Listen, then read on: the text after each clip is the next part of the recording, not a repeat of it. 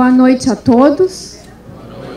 Começamos, então, a nossa última atividade desse segundo dia de Ampu Amazonas, com tantas questões, tantos desafios e provocações também, como foi hoje a mesa redonda que aconteceu nesse mesmo auditório.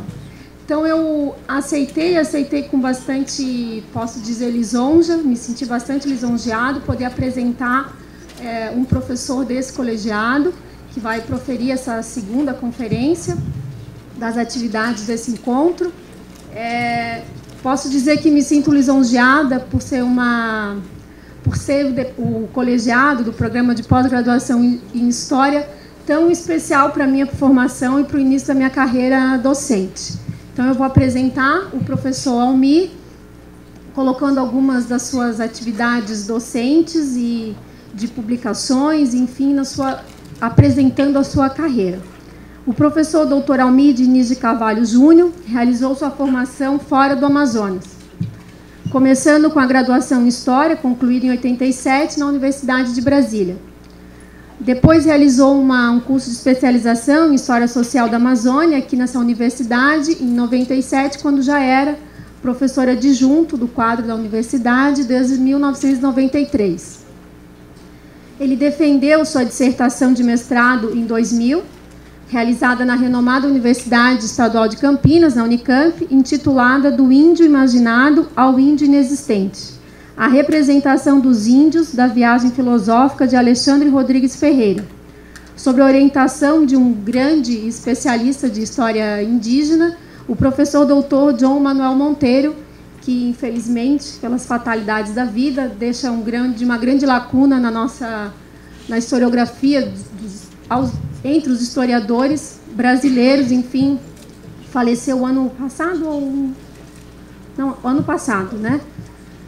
Então, o professor Almir, ele continuou o seu trabalho junto do professor João Monteiro, quando realizou o seu doutorado, defendido em 2005, também na Universidade de Campinas, intitulado Índios Cristãos, a conversão dos gentios da Amazônia Portuguesa, 1653-1769, que ainda, infelizmente, não foi publicada como livro, mas que embora já tenha se passado aí 10 anos da sua defesa, continua sendo um trabalho de bastante renome e destaque para a historiografia colonial, tanto da Amazônia, mas de todo o Brasil, referente às questões indígenas.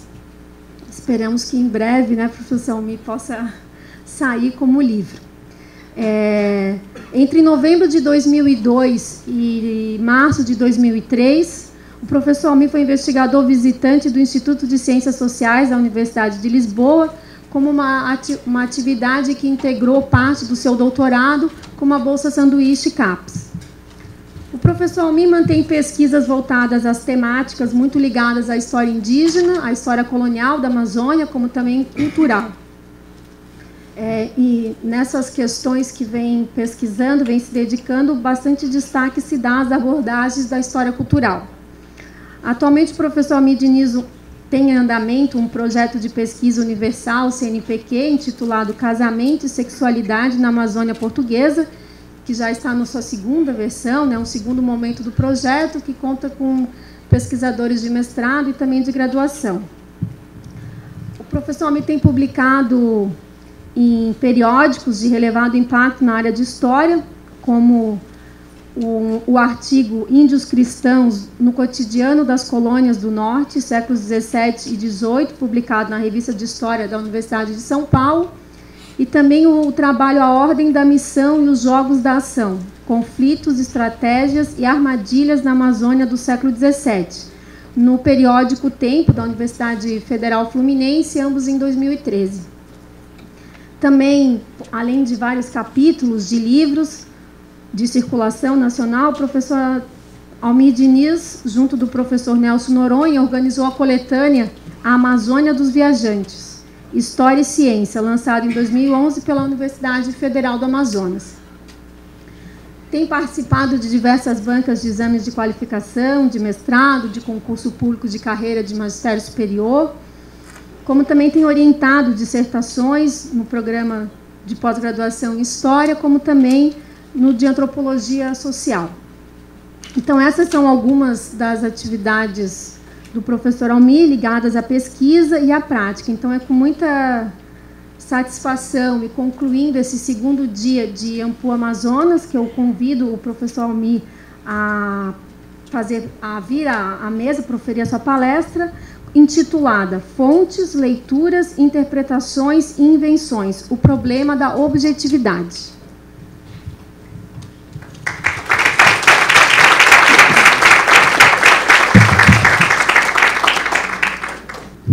Boa noite a todos, a todas.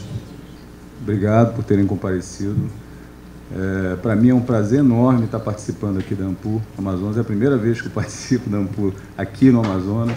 Tenho participado da Ampu fora do Amazonas. Então, para mim é uma alegria muito grande saber que a coisa está vingando, né?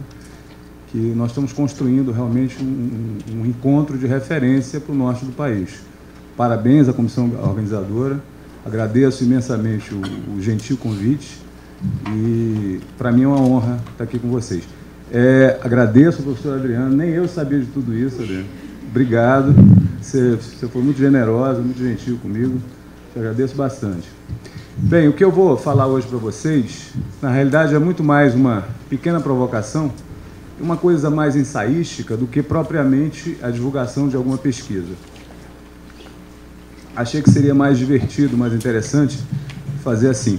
Até porque nós temos um público de alunos, de futuros pesquisadores, e essa reflexão é mais voltada para vocês, né? Para a gente pensar a dificuldade que é trabalhar com fontes, né? A complicação que é o processo de leitura dessas fontes. Então, para não me perder no tempo, e eu já de antemão me desculpe, eu fiquei essa semana todinha bastante gripado. Hoje eu fiquei descansando para conseguir dar fazer essa fala aqui para vocês. E eu espero que seja interessante. Vamos lá, então. Bem, o título da minha fala é Fontes, Leituras, Interpretações e Invenções. O problema da objetividade. Fonte é uma metáfora hídrica. Quase não nos apercebemos disso. É dela que colhemos a vida e onde plantamos, aplacamos a sede. Ela impõe pensar, usada como é pela história, em princípio de autenticidade, de coerência e de verdade. A matriz de onde se desdobra o discurso. Mas podemos pensar diferente. Mudar o eixo dos extremos, antes pensado como entre uma fonte de verdade e um leitor reflexo. A fonte é também o leitor que dá vida à matéria inerte do documento. Somente a ele é dado o direito de exprimir suas ideias e o mistério que oculta. Isso, no entanto, não redime o leitor pesquisador de suas estratégias e métodos de leitura. Uma certa objetividade na subjetividade necessita ser perseguida como um horizonte de desejo, mas inatingível em sua plenitude, porque a leitura é criativa, subversiva e parcial, nós o sabemos. O que resta é um campo de significados possíveis, construídos num horizonte de sentidos partilhados por leituras de um tempo específico. A temporalidade marca nossas verdades de sentido. Podemos pensar numa semântica dos tempos históricos, de Koselleck, ou no regime de historicidade de François Hartog. Também sabemos que o lugar social e o contexto cultural, a partir do qual nos constituímos enquanto indivíduos e identidades, marcam o corolário das ideias que partilhamos. Portanto, o lugar da verdade não está restrito à fonte, mas ao leitor que faz dela o patamar de sua arquitetura de ideias. Nesse sentido, a escolha das fontes, seu tratamento e a leitura de sua possível inteligibilidade é o que recobre de verdade o discurso historiográfico. Apesar do eixo aqui ter sido deslocado para o sujeito do conhecimento, ele não é livre criador, antes é um criador limitado por fronteiras de possibilidades de leituras. limitado por modelos explicativos, teorias, experiências, instrumentos analíticos e compromissos acadêmicos, disciplinares e, para alguns, científicos. Porque, afinal, se trata de um discurso de verdade e ela obedece a padrões para existir. Se a fonte é o leitor-autor, a outra, a fonte documental, precisa ser respeitada, porque é ela o lugar da coerência do discurso. É ela também que ordena a imaginação do leitor através das fronteiras que limitam o campo semântico em que foram construídas. É necessário restabelecer as condições de possibilidade de sua construção para que não se lhe escapem os sentidos que desejava explicitar no tempo de sua criação. Por outro lado, o leitor-historiador traz seu tempo próprio, seu modo próprio de leitura, essa ordem de coerência no sistema estável de comunicação, com duas matrizes temporais diversas, em estado de conexão, através de uma narrativa coerente, com princípios demarcadores de sentido, que inscrevam o ato inventivo nos limites impostos por um quadro de referências. Referências temporais, em última instância, mas também sociais, econômicas, políticas e culturais. Se há um processo inventivo por parte do leitor das fontes, as fontes, elas mesmas, também são atos de invenção. O ato de registrar para a memória é ato criativo. As anotações fixam a experiência em fragmentos que depois ganham lógica através das narrativas. Ao mesmo tempo, o processo de construção do sentido da experiência é, em última instância, um processo interiorizado. O sujeito transforma a experiência a partir dos conjuntos de referências que traz na forma de modelos de compreensão, padrões associativos, visões de mundo, que ultimamente traduz-se pelo termo de imaginação.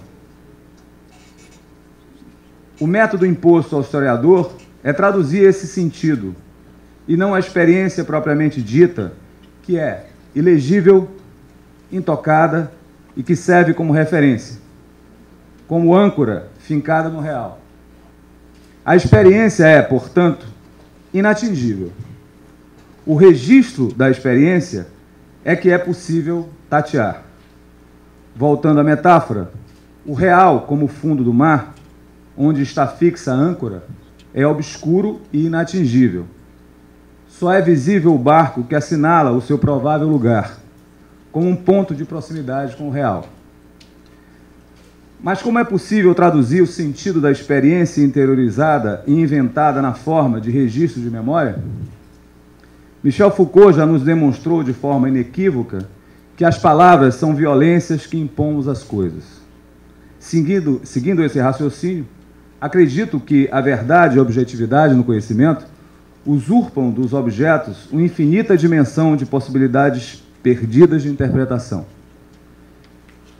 Mas é preciso criar um arcabouço de padrão a partir do qual tornamos inteligível a experiência de outro tempo e de outros indivíduos. É preciso desenhar fronteiras onde se circunscrevam campos semânticos coerentes, onde deitemos nossas angústias no espelho calmo de um lago de possibilidades verdadeiras. Ao mesmo tempo, temos que saber que redemoinhos de ventos encrespam as águas calmas.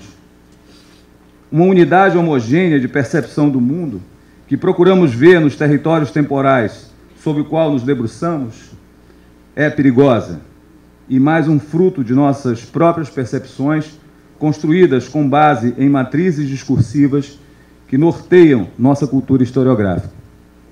Explicitar essa nossa interferência nos campos semânticos coerentes que pensamos existir, me parece, é o único caminho possível para desenhar um horizonte de possibilidades interpretativas a partir do qual tornamos verdade, na forma narrativa, o passado que construímos.